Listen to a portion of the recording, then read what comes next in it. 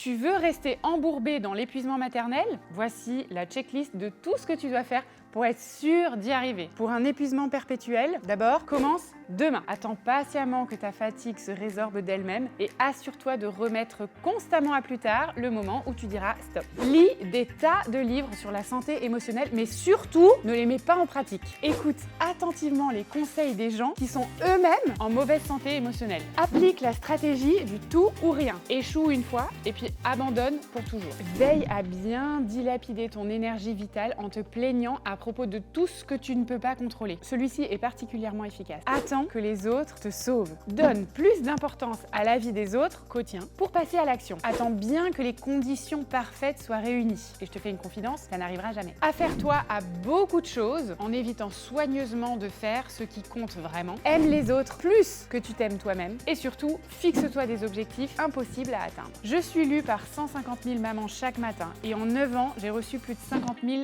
témoignages. D'après ma petite expérience, je peux te garantir que grâce à cette méthode en 11 étapes, tu peux être certaine de rester engluée dans l'épuisement pour un bon bout de temps. Si par contre, tu veux redevenir la femme pétillante que tu étais avant d'avoir des enfants, ta checklist ressemblera plutôt à ça. Commence aujourd'hui, mets la théorie en pratique, parce que sans action, rien ne change. Prends exemple sur des gens qui te tirent vers le haut. Quitte la paralysie du perfectionnisme. Fait vaut mieux que parfait. Investis ton énergie dans ce que tu peux contrôler, c'est-à-dire toi. Prends l'entière responsabilité de ta santé émotionnelle. Le changement ne viendra ni du président, ni de ton conjoint, ni de tes enfants. Le changement est une porte qui ne s'ouvre que de l'intérieur. Fais-toi confiance. Donne plus d'importance à ton avis qu'à celui des autres. Joue avec les cartes que tu as en main. N'attends pas d'avoir plus de temps, plus de finances ou plus de soutien. Crée de l'espace dans ton agenda pour ce qui compte vraiment, c'est-à-dire tes réservoirs de sérénité, d'énergie et d'amour.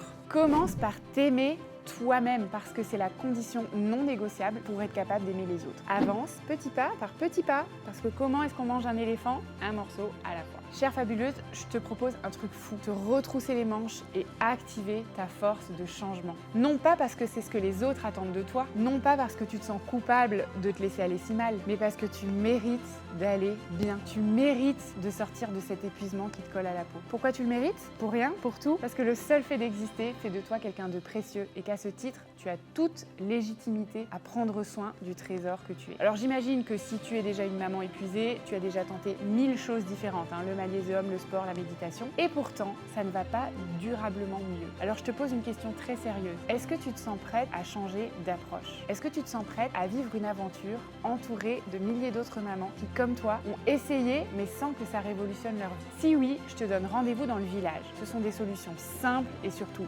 non chronophages pour sortir une bonne fois pour toutes de l'épuisement maternel.